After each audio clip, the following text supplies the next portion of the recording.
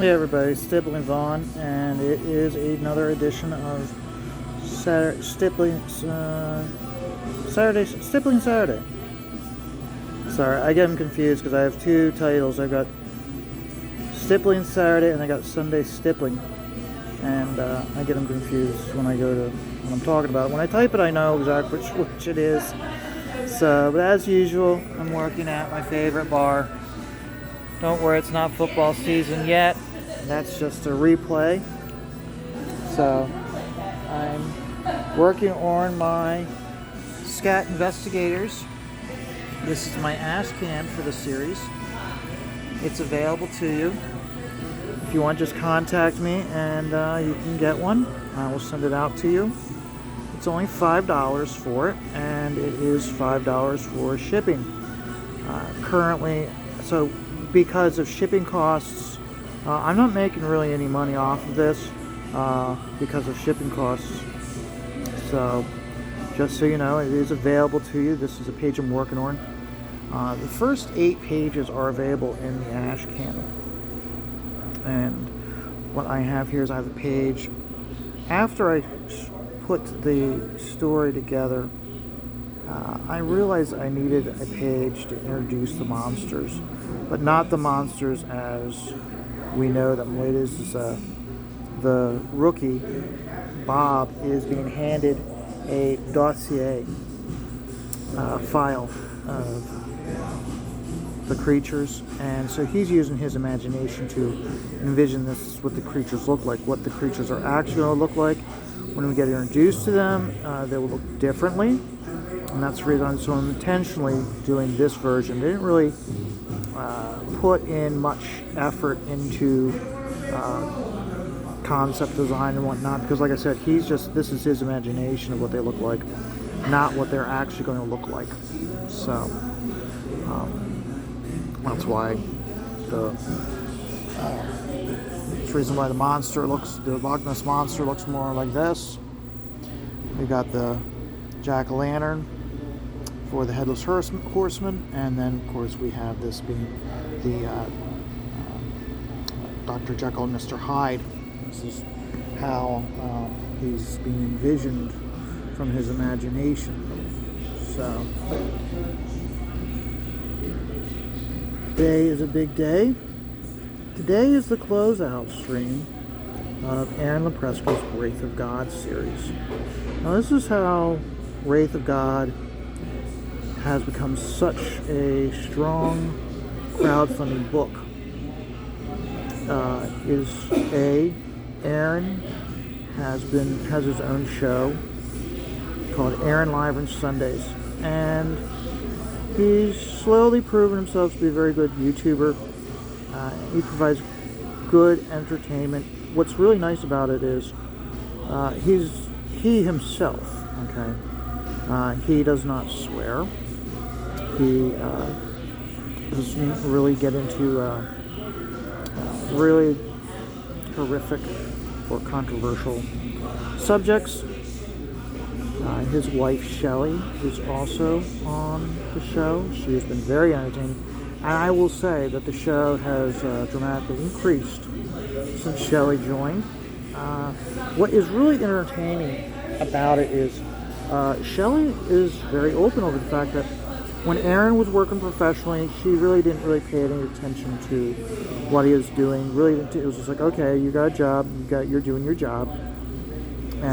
But now that he's doing his own book, she's becoming much more aware of comic books crowdfunding. I know she herself, in fact, has even backed some books on her own.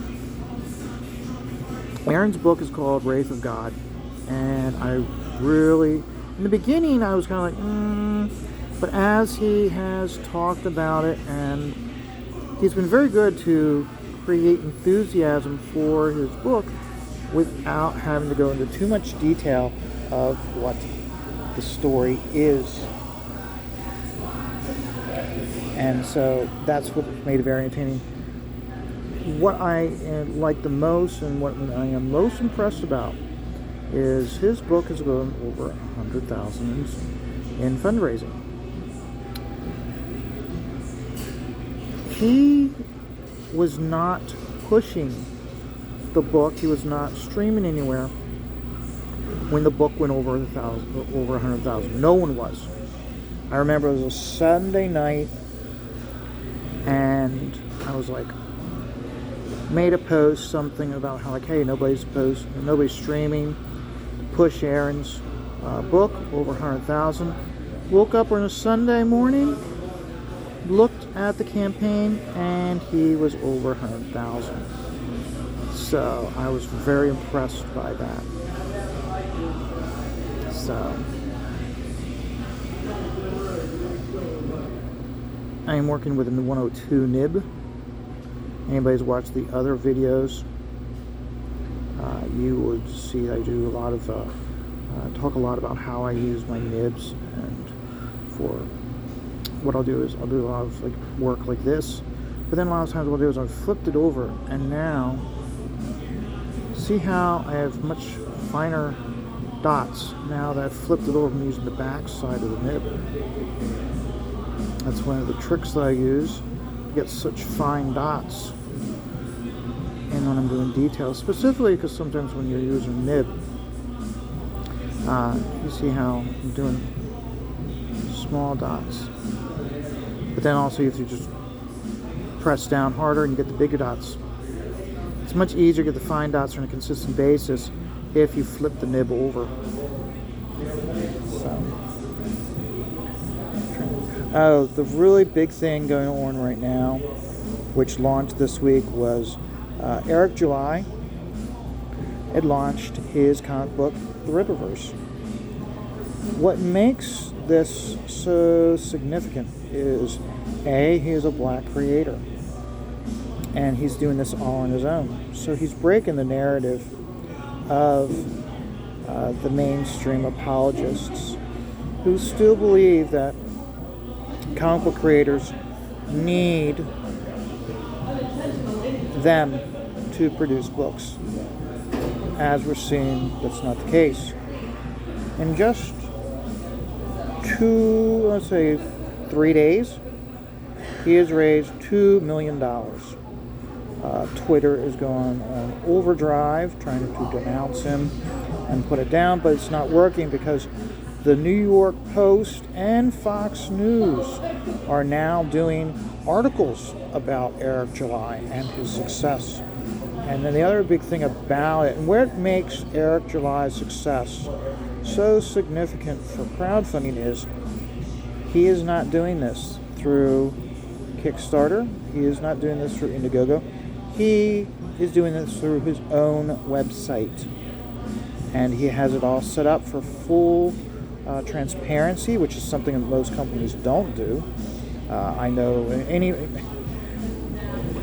anybody who works for a company knows that there's only so much transparency you get from them. I've worked for 2 companies that have put themselves out of business. And even when we, as the employees, see it, the company itself will deny all the way to shutting their doors that they are successful. They're like, oh no, we're doing great, this is what we need to be doing. And we see through the lies, and we call them out, but yet they do everything they can to put us in our place, so that way they can continue to control the narrative. That is where the big change is the big companies can't control the narrative anymore. And that's the reason why, as the saying goes, they're so salty. And they are very up in arms against companies doing this. Eric July is proving that we as individuals are greater and can do a better job than they can. And he said flat out how he is thankful to everybody who's made this possible. He actually went into explaining how much money he put into his business before he launched it. And he's put a significant amount of money in. He had to get his own warehouse. He then, when he got the warehouse, discovered it did not have an air conditioning. So he spent his own money first to get the air conditioning unit, then to have the air conditioning unit installed. That is not cheap. Okay, this is a warehouse. This is not a little storeroom that he's renting. This is not a he didn't go to like a storage facility and go, hey, I want to rent a storage unit. Okay, he is renting a warehouse. There are others that are getting that successful that they need to do that. The one person I think of is Ethan Van Sciver. He has 2 warehouses. I know where he lives. When I say I know where he lives, I don't mean I know exactly where he lives, but I know the area in which he lives in New Jersey. And one thing I'm really surprised, and one thing I would not be surprised if he does in the future, is in the area in which he lives, a lot of homeowners, they have the property to do it. So what do?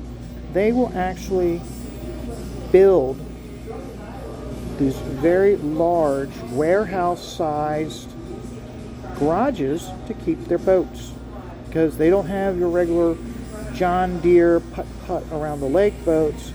They have boats for deep sea fishing off the Atlantic, in the Atlantic Ocean.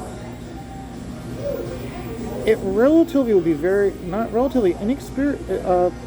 inexpensive for Ethan to build a boat warehouse on his property and then use it as a warehouse. And that wouldn't detract from the property value.